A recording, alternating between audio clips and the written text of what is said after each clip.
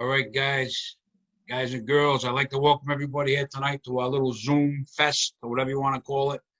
How do you say that? Lapa. How do you say that long word, Mike? Lapalooza? So this would be a Zoom Lollapalooza. Yeah, a Zoom, or yeah, whatever it is. I can't say the word. Whatever it is. Call it a Zoom Palooza. A Zoom John Palooza. Perrotta and the Comedy Factory present Zoom Palooza. I got Mike Cronin, who looks like Harrison Ford from Raiders of the Lost Ark with that hat, or Crocodile Dundee. I'm not sure. I don't know. Like the hat. We got Nick LeBoeuf with his hat on, and Holly Johnston. I met Nick and Holly at Fody's Tavern in Nashua. Was it Nashua, right? Nashua, New Hampshire, back in January. Alana Foden and Greg Bogus had a gig, and I went up there and did that. And I met Nick and Holly, great people. And Nick's been helping me a lot. He videotaped me at a couple of shows, and put some on my John Perrotta's Comedy Factory page, some on Facebook, when there's not too much swearing. Yeah, of course. You keep it clean. Keep it clean. Yeah. But Nick's a great guy. Holly's you two are dating. How did you guys meet? Yeah, so I make YouTube videos, and occasionally, I'll get messages from female admirers that stumble across my videos. I was networking. And she said she was networking. So, before Holly, I was talking to a girl named Brittany who is from California, and same deal. She found my hockey videos, and I felt pretty cool about that. I told my parents about it, tried to see if they would let me go to California, and obviously that didn't happen. And then I would say about 6 months later, I got a message from Holly Johnston. She just came back from Australia and was very proud about that, and had Australia in her bio. And I'm like, yeah, this girl's pretty cute, but like she's from Australia, so like I don't think it's gonna work. Got one from California, one from Australia. And then I started talking to her a little bit more, and I found out that she is actually from Massachusetts. And I was like, yes, she's in driving distance. So so here we are. And how long you been dating now? 10 months. Yep. 10 months? Oh, I thought it was a couple of years. 10 months. You guys are doing great. My first marriage lasted 7 months, so you guys beat me already. You beat me already. Yeah. Tell us about, before we get back to Mike, tell us about your YouTube page, Nick. I know you showed me a lot of it. It's really cool. There's a lot of it, a million views, tons of views. Yeah, so I found a good niche with hockey videos. My most popular series is called Goalie Smarts. You can see on the hat there. So basically, I play a wacky goalie coach, and I give sarcastic advice on how to be a goalie. And I kind of knew the hockey goalie world, so I shared it with a lot of places. It kind of caught on, and over time, I've got about 4 million views across 2 channels. That's unbelievable. 4 million views. 4 million. You're only what, 22 years old? Just turned 23. Yeah. 23 years old. He's got 4 million views. Mike's got 6, and I got 8. I made him a YouTube cake. She did. She made me a cake with the YouTube logo on it. Yeah, it was great. You did that, Holly? Yeah, I did. Yeah, she's the best. Wow. And how long you guys been doing comedy? Because I think you told me you started at 16, Nick, right? Yes. Yeah, I started. That's phenomenal. Thank you, John. I started off going to Murphy's Tap Room. I'm sure any comedians that are friends with John Perrotta, they've probably gone to Murphy's Tap Room a million times.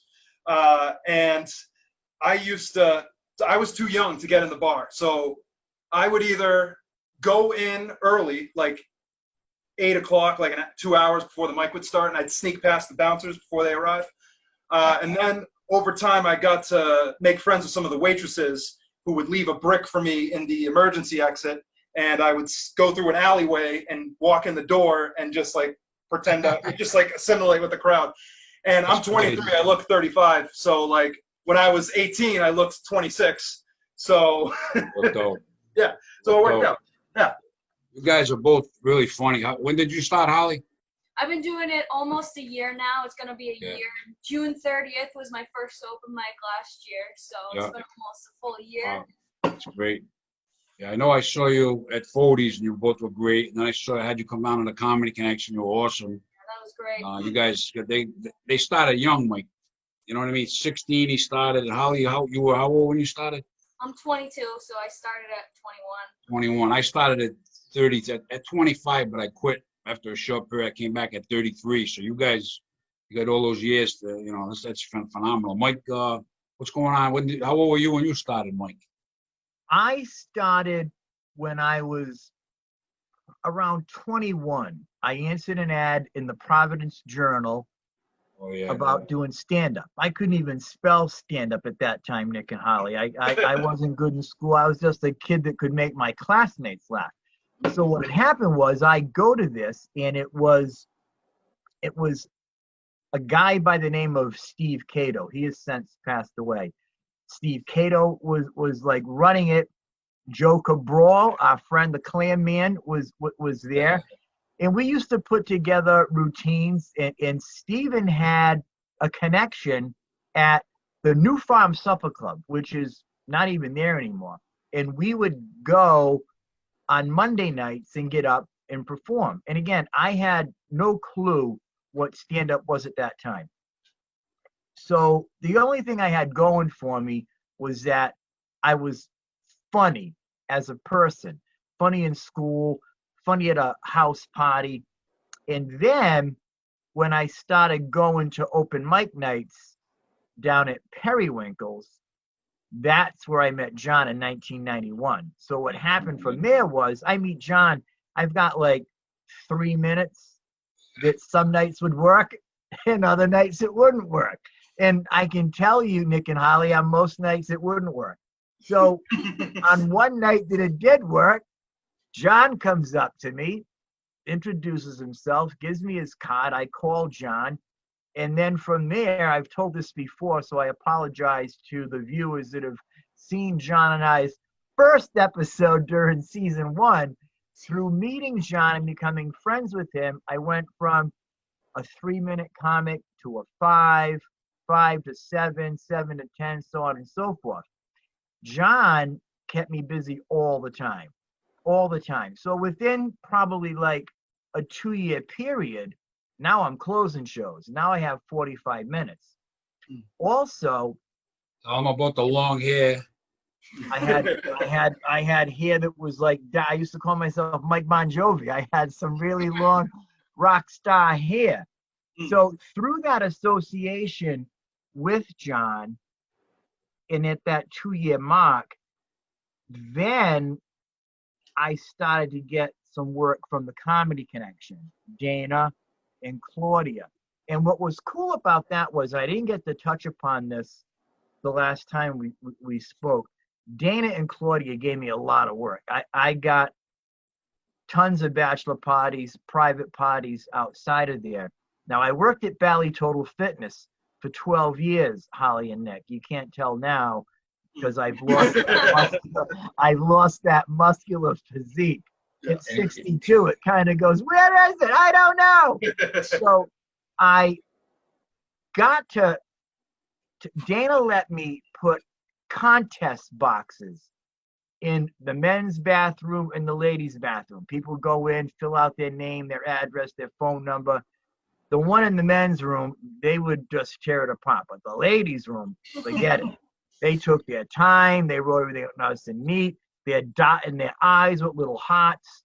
Everything's folded, put in there. The box is stuffed. So I would go in there during the week, like midweek, to pick the boxes up. So I got to meet Dana and get to know Dana in a different setting. I don't know Dana. Dana used to be the manager at the Comedy Connection going back in the 90s.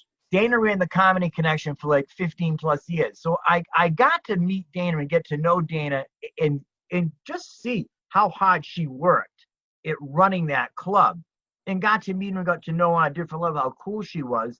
And they gave me a lot of work. Matter of fact, John, you remember the night, this was a Comedy Connection gig. We did a gig, Nick and Holly, up in Weston Cranston. When John and I pulled into the house, the driveway was like a street. You remember that, John? I don't remember. You don't remember that? Last week. Remember last week? Oh, I don't remember that. We pulled Crazy. in to this house, and we were like this. Whoa! Like we needed, like a valet guy was going to come out and park the car. That's how big this driveway was. Big private party. We go in there, and they always paid good money. The connection always paid good money. So Yeah. that is how John and I met. And then also, I want to add too, I had a good friendship with Charlie Hall. Do you, Nick and Holly, know who Charlie Hall is?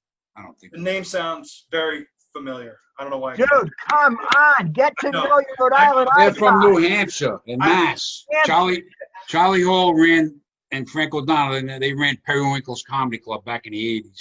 Okay. Well, it closed up around 92, I think. Hmm. I think around 92. I used to hound Charlie Hall. Give me a dinner show. Give me a dinner show. And Charlie's mantra back to me was, Michael, you're funny, but you're not clever and clean. You're not clever and clean. Mm. And I used to bug him all the time. And then one time we were down at the India Point Water Festival, and he had comics out there. I did that one. Yeah. And he said to me, it's too bad you wouldn't change your act. You'd be so good here. And then I said, Charlie, I don't know why you don't give me a shot at that. I see national acts come in and they're aggressive. They do acts. They talk about things that I do. So he said to me, he goes, but you're not a national act. I said, I'm never going to become a national act if you don't give me a shot. And then he went just like this. And he pointed at me. He said, Frank Santos, those are your people. He let me open for Frank Santos. I met Frank. This is when the connection was, not the connection. I take that back. That's when Periwinkle's was behind the courthouse upstairs. So I go there. I meet Frank. He gives me all the signs. When you see the light, look in the back of the room. Go fast. Stop right away. Yeah. Stretch. So I look down at my watch, and you get 15 minutes. I'm like rounding that 14 mark. I get the light. I look up, and it's Frank. Frank is standing back there, and he's going like this. I'm like, wow, that's awesome. So he let me do 23 minutes. And thank you, Jesus. I had the best set of my comedy career to date. And that came from meeting Charlie Hall. And that all starts with meeting John Perrotta. If we're playing Hollywood Squares, for me, he's up in the upper left-hand box. Frank Santos was, you must have heard of him, but if you didn't, he was a great hypnotist. His son also does it, Frank Santos Jr. He was a hypnotist. He used to have his own show at Periwinkle's. I think it was every Sunday, I think, because I wound up opening for him like twice. And I was excited, Nick and Holly, because I was just getting in Periwinkle's, and I opened for Frank Santos. I won a contest 1 week. I came in second in the Rhode Island Funniest competition.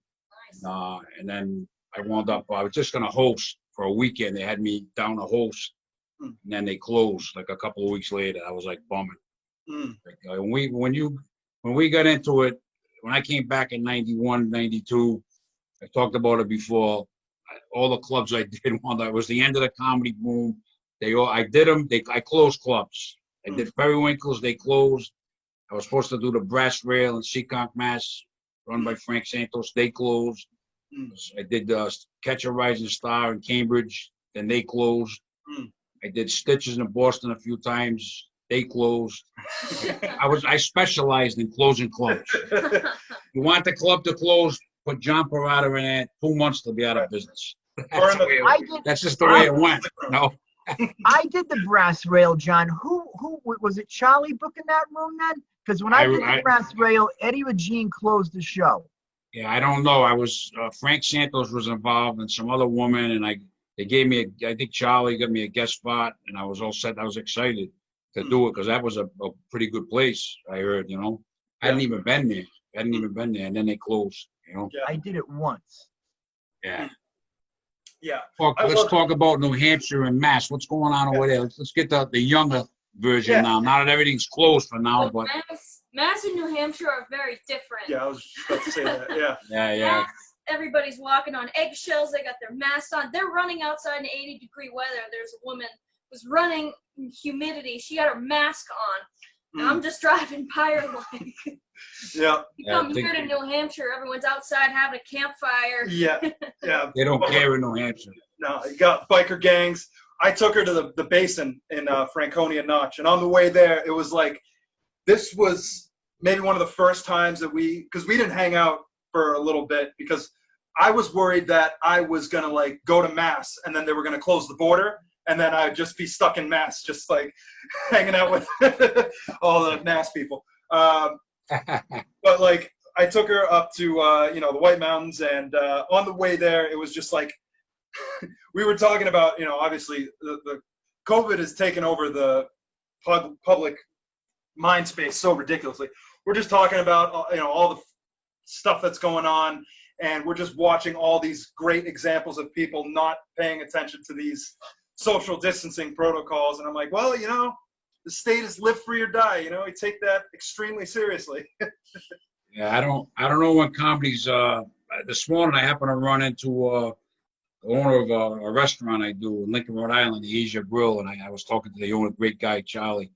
We just did the DVD. We just posted the video from that old show. From the Asia Grill. I've been doing it there 14 years, and I kind of said to myself, I don't think he's going to want to do it this year because of this pandemic. But I talked to him this morning for about a half hour, and he doesn't want to do any comedy this year. He's not going to do his karaoke. He wants to wait till there's a vaccine, which is kind of almost how I feel. Everybody's got their own opinion. Some people wanted to come back and start right away and go on stage, and other people, I want to wait a while. I'm not in a rush because I'm a little older and I don't want to catch this. I take this thing serious. Some people, not saying they don't take it serious, but they might not be as worried about it. I'm a little more worried about it. So I don't know, but I felt a little bad because that club was a great place to perform, that restaurant. And I still got a few more for the fall. We'll see if they cancel dates or if they're going to want to do them. But I myself think I'm going to be taking the year off from performing. I may book shows and put comics in them, but I don't think I'm going to be doing comedy this year, which is why I'm turned to Zoom to not necessarily do comedy, but have a little comedy chat with comedy friends and put it out there and keep us in the game a little bit. Yeah. Until I can get back on stage. Until everybody's different. Some people will go on stage tomorrow night, and me, I don't know how you guys feel about it, but I'm gonna wait it out for a little bit longer.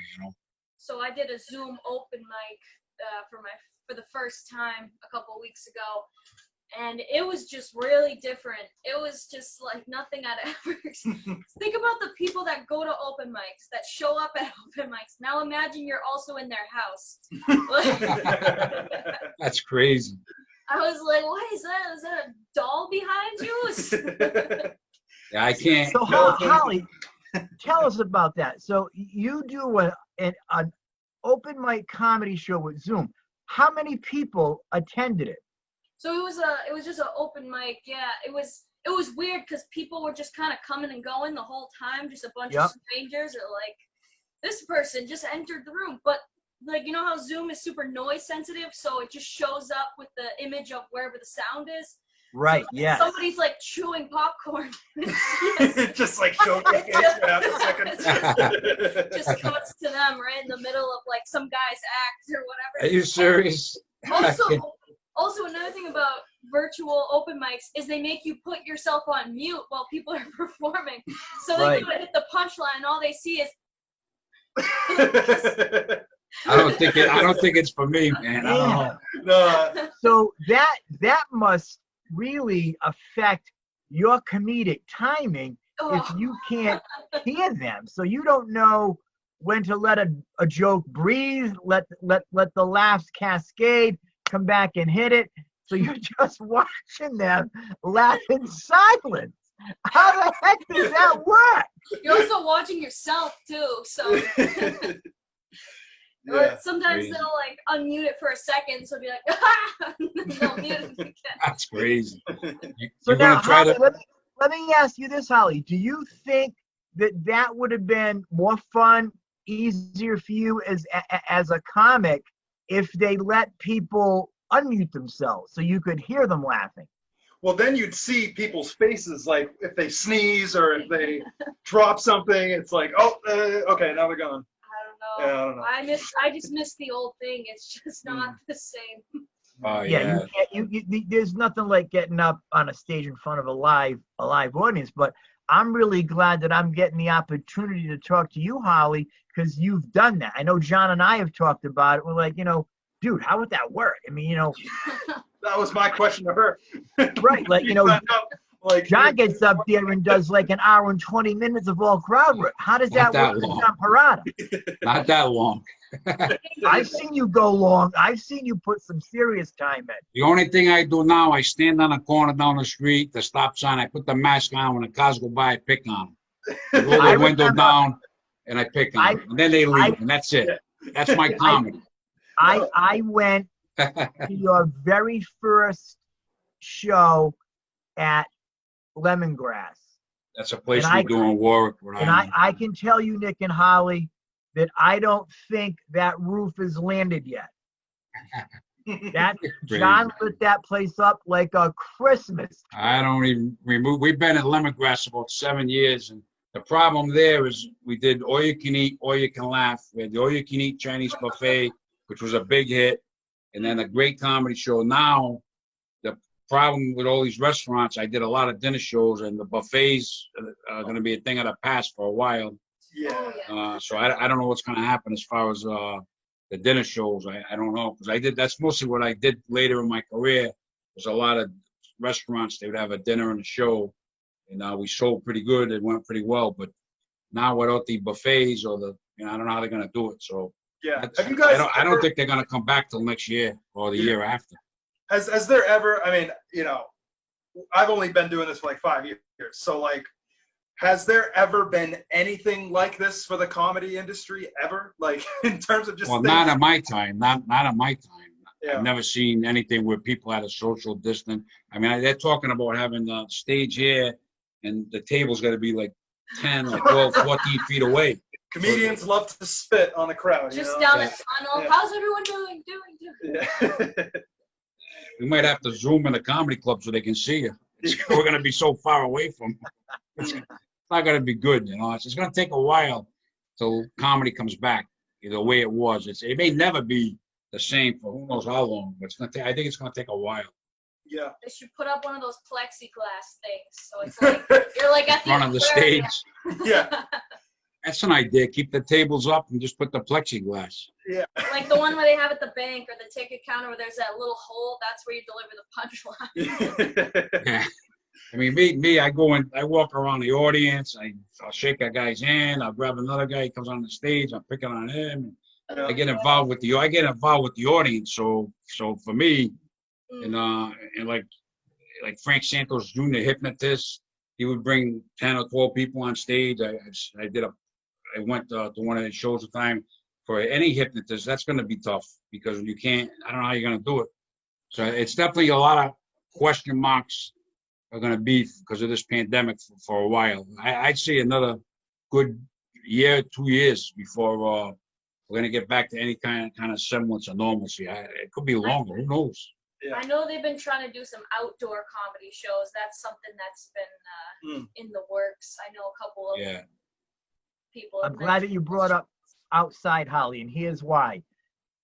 I don't know what your knowledge is on history. John will remember this. The Hong Kong flu. The Hong Kong flu killed over 1 million people globally, killed over 100,000 people here in the United States. Mm-hmm. We held Woodstock. 400,000 people showed up to Woodstock. Yeah. I went to school every day. I went to church on Sunday. My mom and dad went to work. Everything was normal. So I personally think, one, God sits on the throne. God is in charge. God didn't wake up one day and say, whoa, where'd this coronavirus come from? God sits on the throne, and I feel personally that as we get deeper into the summer, in the warmer months, and the election is over, we're going to see some big changes. So just remember that when you go to bed tonight. We held Woodstock. 100,000 people at a 3-day music festival. And don't take my word for it. Do a deep dive. Look it up.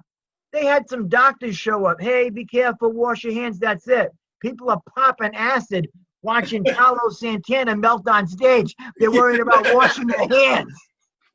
Yeah. I didn't know the Hong Kong flu was 69. I'll have to look that up, Nick. Look it up, man. Look it up. I did the deep dive on it. Could you imagine? They do social distancing then? No. It was the opposite. It was, how many people can you fucking for 38 hours? That's crazy, man. Yeah. Can you imagine the news reports if like NBC was at Woodstock? You know, could you imagine that situation today? Like what they would say about the Oh man. They'd interview some like it's just yeah. You hear all those people talk about Woodstock. Not one person brought up the Hong Kong flu. Maybe some people, maybe, who knows, maybe I overreact. I don't know. But it's not just me. It's a lot of the restaurants and the clubs. Some are thinking one way, some are another way. Some are in a rush to open up and let all the people in. And other restaurants, like Asia Grill, they're like, we're not doing it this year. It depends on the club owner, really, you know, and the restaurant owner, I think, you know. Tomorrow, for Sunnyside, where our good friend Brian Vincent and Grandma Martha book shows, Johnny's opening tomorrow. He put it on Facebook. He's going to be open tomorrow, 50% capacity. So does Brian throw a show in there? You know, so no. You're talking about Brian Vincent, the man that does an impression of a grandma. Yeah, Grandma Martha. Yes. Oh my God. So I went through your Facebook, John, just to kind of get a sense of how you run these. And I saw Brian Vincent on there, and I don't want to give away the premise to this sketch, but in 2017, I filmed a sketch, or the beginnings of a sketch, at Ralphie's house. Have you ever been to Ralphie's house, John? No, I know Ralphie Joyle. I know him very well. We started way back. Oh yeah, he's like he's a good friend of mine. Good guy. Yeah, he's great. And he played a grandma in this sketch idea. I don't want to give away, but there was a point where we had him pretending to do a line of blow, and I never released the sketch, but I did get a picture of Brian Vincent in his grandma outfit on Ralphie's pinball table, like doing a big line of blow. Yeah, it was great. Legendary. That guy is hilarious, Brian Vincent. But it was funny. I saw him on your on the Zoom show when I was looking in to see how you ran these. So. He's crazy. Brian's crazy. We love him, man. He's a character. Oh yeah, great guy, hilarious. But so that's something to keep. That's something to keep your eye on. Does Brian book a show at the Sunnyside? I said, I hope he does. I hope it works out. I really do. Yeah, you know, I hope. I can also tell you this: my former church, Sacred Exchange Fellowship. I now go to Restoration Church, Rhode Island. Sacred Exchange. They opened up today, and their parking lot was packed. Yep. I wasn't there. and what they did was Pastor Frank, because Pastor Mike stepped down, he now has Unmuted Ministries. Pastor Frank, they laid out orange lines, and they were 8 feet in front or in back of each other. And then, if you were a family, you could come in. Like you and Holly, Nick, could go and sit together. If John came with Terry, they'd be 6 feet down from you. A lot of people in that parking lot today. And like I've said to John, Nick, and Holly, people in Rhode Island, in Massachusetts, Connecticut have been looking to John Perrotta for 30 years to make them laugh. I don't know about that. They have, you know that. John's way too humble. John is way too humble. There's a lot of people at book shows, a lot of clubs, Comedy Connection. There are, but the not road, just looking at me. The road to comedy in Rhode Island goes right through John Perrotta. And if you don't think that, you are uninformed. I'm here to tell you right now. It goes You're right crazy. through this man. He started me. There's He nothing started going through me this year. I'll tell you that. Not much. Well, but the point that I'm making is when you say we're back, guess what, brother? They're coming, and they're coming hard because they want to laugh. We've been in our houses. Now, for me, this isn't a big deal because I've been working from home for like 6 years out of the past 12. And outside of just doing shows, I don't go out that much anyway. Church, shows, that's it. I'm pretty much home. But there are people that are not used to staying home. They're not. I have a lot of friends that are pulling their hair out, wanting to get out, and they want to laugh. So when John says we're back, they're coming, and they're bringing their neighbors, and they're bringing their family, and they're coming hard. That's my humble opinion. Well, that'll be when there's a vaccine. For me, it'll be a while. I don't know. I think if there's any kind of silver lining to the whole thing, I feel like it's just gonna be like a coiled spring. You know, like all this energy that people are building up. Like once things start to happen again, I feel like people are really gonna want to get out and see a comedy show and be more active because this is like, you know, it's like overload of sitting in the house doing nothing. So it's I agree with you, Nick. It's crazy. And here's another thing to keep your eye on. I don't know what the protocol is in New Hampshire, Holly and Nick. Here in Rhode Island, restaurants next week can open up at 50% capacity. So, John, that's something to keep an eye on. Starting tomorrow. So, what's Twin Oaks going to be like? What's Marchetti's going to be like?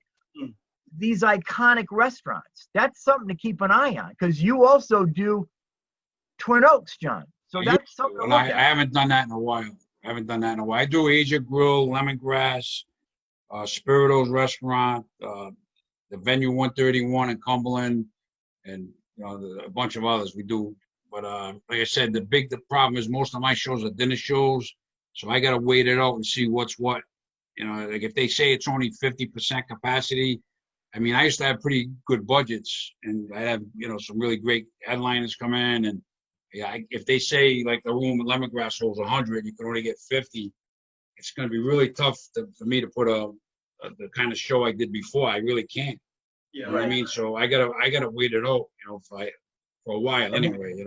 And that makes sense with the type of with the caliber of talent that you're putting in there. Chris Tabb, Stephanie Peters on the same bill. That costs money. They don't come cheap. Yeah. So, well, like I said, I'm gonna do some in the fall. I'm looking to hopefully do some booking like Nick and Holly and Mike and different comedians. I'm hoping to book some venues that if it works out and I can work it out. But I'm gonna have different comics running them for me. Yeah. I'm not gonna go myself. At least that's how I feel now. That could change. We'll see. But yeah, it's very personal for everyone, I think, because there's really no right answer. Like, some people are thinking that the best thing to do is get outside. Some people are thinking the best thing to do is lock themselves and their kids in their house. And there's just no one has the answer, and it's just a mess. Yeah, it's a black swan. It's like no one really knows how to handle it, and we're all just kind of making it up on the spot. We're all improvising. Even especially the government. The government's great at improvising. But I drew some eyes and I stuck them to my mirror, and that's been my audience for the last week. Holly, that's a good point you bring up, though. I'm telling you, man, outside comedy, that's something to think about, Johnny P. Yeah. Rent a field, get a stage. You got the sound systems. Yeah. Well, not to get all Dr. Science, but with UV radiation, it does something with the virus. I think it makes it more hostile for the virus or something. And I read the opposite. I read that the virus does not do well in heat. In 1918, look this up. Don't take my word for it. 1918, the Spanish flu, which was the biggest pandemic ever, killed over 50 million people worldwide. They found out it didn't do well in heat. When you Google it, you'll see the images. They were taking patients outside in their beds in the sun. Yeah, to get a tan. Right. That's crazy. So you can put a show together outside, charge them like $20.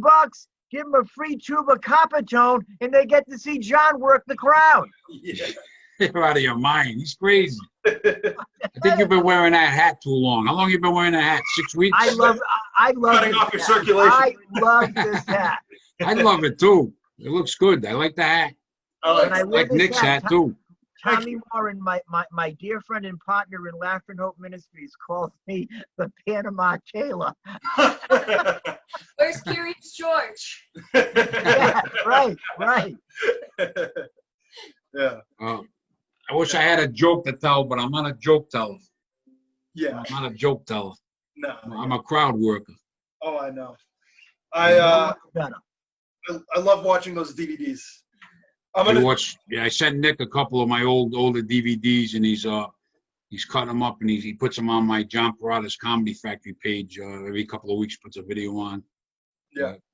You know, I think this is another silver lining to this is it's very good for internet people. And I've been, really working hard trying to put out more videos during this time because everyone is sitting at home doing nothing, on the internet. So you're like an internet sensation. I mean, almost. How many followers you got again? How many followers? My most popular account is the Goalie Smarts YouTube channel, and I have about 16,000 subscribers on that channel. Wow. But phenomenal. like a real internet star is like over 100,000. So I'm like, I still got a ways to go, but it takes a lot to just break out of that. Even to get to your first 1,000 is like the hardest, Yeah. But I mean, you and I, John, have been really going hard with the internet stuff, and I love it. I want to see more comedians, use it to their advantage. And I think this is gonna, and if any comedians are out there listening to me and want me to film their show, or if they want to look at my channel and make a sketch with me, I'm totally down to work with anyone that wants to, pretty much. It's been great for me meeting Nick and Holly, and Nick has helped me. I only met him in January, but he's helped me so much. He filmed me a couple of times, and like I said, he's running my YouTube channel. He's puts videos on the Comedy Factory page. So you've helped me. I can't thank you enough. You've helped me a lot. You know what I mean? I'm looking hopefully to get you, like I said, get everybody stage time when it comes back. Dude, I saw that video. That video came out good. Thank you. I appreciate that. Nick, I just sent you my email address in the private chat there. So when this is done, send me the links to your YouTube channel so I can check them out, man. Absolutely. Yeah, I appreciate that. Yeah, and I had a point, but I forgot that. So I'm just going to look at Holly until she thinks of something. We also, I don't really do much with Goalie Smarts, but we also, I've been helping write sketches for his other channel, which is LeBoeuf Comedy. So we've been writing a few comedy sketches, a lot of parodies, a lot of kind of like short little sketches that we've been having fun with. So yeah, you're gonna put those on YouTube. We did, yeah, they're on YouTube. The last one we did was called Sponsored Breakup, and it was her premise. She wrote out the original script, and then her and I sat down and kind of sharpened it up. But the premise is basically there's a guy who has a podcast. His name is Will. The podcast is called Spilling It with Will. And basically, I'm in the middle of a podcast. My girlfriend walks in, starts arguing with me, and then it turns, and I'm trying to read like ads while she's fighting with me. And yeah. It's a guy that's, plugging his sponsors, doing his ads while also simultaneously breaking up with his girlfriend. So he's trying to do that at the same time. Yeah. You two guys in real life, you don't look like you never argue, but everybody argues a little bit. You guys look like you get along great. We get along. I'd say like they don't want to get into that, right? No. Well, we have very similar personalities, so it's like I feel like where we both, I don't know, we like, we get along great. We don't fight nearly as much as I've seen other couples, so I take that as a win. Yeah. Well, a lot of people, unfortunately, during the pandemic, what I hear is I've seen domestic violence like out of sight, which is really too bad because people are staying home, and a lot of people are not in good relationship. They look forward to going to work, and it's safer for them. And then when when they're with that person all the time, and if they're already having trouble getting along before the pandemic, can you imagine now you got to be with the person 24/7 for days on end? I mean, so it's been bad. I mean, I've seen stuff which I feel bad for people that are in those kind of relationships and this kind of thing. On a serious note, but really feel bad. You know, that's tough to be in a relationship like that. You know. Yeah, and then all the other problems that. This is what we do. We just interrupt each other. That's one of the things we have in common is we interrupt each other a lot. We're really good at cutting each other off. Yeah. That's right. Didn't I meet your father that night, Holly, at 47? Probably. Was he your father? Yeah, Yes. Yeah, I think I met your father, yeah, because did I pick on him? I don't remember, but I know I met him. Yes. No, but you did pick on my brother at the Comedy Connection. You didn't even know it was him until I didn't know it was him. Yeah, you said I don't remember. You made a joke about, you said he looked, I think he said that he looks like a rapper or a music. He is a rapper and a music producer, but you made some joke like that. You were spot on, whatever you said. Yeah, whatever it was accurate. Yeah, I just go up and wing it, and sometimes I say the right thing. Like somebody will go up to me later, that guy is, they'll say something to me, and it's just sort of guess, you're just guessing, really. Yeah. But this has been fun. You guys, anything else before we go? Anything else? Mike, you got anything you want to say at the end here? I wanted to say that for me, one of my great joys in working with John through the years, and even watching the videos, I love it when John's working the crowd. I love to watch his response to what the audience is saying to him. That is just hilarious. Some people will say something to him, and John just starts laughing right along with him. He's like, "Are you serious, brother?" It's hilarious to watch that. Oh, I know. I just have fun. I have fun doing it. That's why I miss it so much. I have so much fun doing it. Yeah, I got some great footage of you working the crowd at Bodie's and all the other places, and the whole interaction is just great. I remember this one joke you made at Bodie's with this guy who had he had dark hair. He's a white guy, dark slicked hair, and he had these really round, thick frames. And you were like, "You look like Harry Potter after the 4th sequel," or something like that. 20th sequel. And, the 20th sequel. And I zoomed right in, and he looked exactly like 35-year-old Harry Potter. It was great. It was great. There is a classic John Perrotta working the crowd video out on YouTube. I don't know who owns the video. That being said, it's John at the Comedy Connection telling a guy what it would be like to have a 300-pound asthmatic comic fall on him all oiled up. It is absolutely a belly laugh. I lose my breath laughing at it every time I watch it. Hopefully I can get back to that soon. Yeah. At some point. So, Holly, what do you got to say to wrap this up? Anything? Well, let's see. Not too much. The last time I saw Holly was at the Comedy Connection, and Nick came and met me at Dunkin' Donuts. Yeah. Grew up from New Hampshire, met me at Dunkin' Donuts in Cranston. We had a meeting about the videos, and that went real well. And he designed the logo too for me, Mike, for the Comedy Factory job. Really? Yeah, he's very talented. He does logos, videos, he posts videos. If anybody needs anything to do with logos, videos, will you do websites too, Nick? I don't code, but I'm pretty good with using Squarespace templates. That's what I use for my website. It's kind of like a paid service. I don't know. I dabbled in website coding when I was really young, believe it or not. When I was in 3rd grade, I did a little bit of HTML programming. Yeah. But that didn't work out. I'm making YouTube videos and smoking weed now, so that's that. But you're a very talented guy. Holly's a talented, funny comedian. Nick, not only a comedian, but with all the stuff he does, Holly, you're helping him with the YouTube channel videos and. Oh, she's great. Yeah, you're doing phenomenal. You guys are a great couple, a young couple. You got the whole world ahead of you. Me and Mike, 62. We're in trouble, Mike. We're in the twilight of our careers. These two are like 22, 23. Right. So what John's telling you, Holly and Nick, is You're on the front nine of your career, and John and I are on the back nine. Yeah, that's right. That's right. Someday they'll remember us. I But remember we're those still guys. playing golf. Of course. That's They're it. still playing golf. That's right. Yeah, you guys, this has been a lot of fun. Thank Uh, you. You guys Thanks, stay Robert. healthy, and You too. everybody out there stay healthy. And this has been a lot of fun talking to all you guys. You guys are, I can see you all great friends of mine, and I look forward to when we can be together again and Me too. shake hands and give each other a hug and do a show. I can't wait. I I know. can't wait.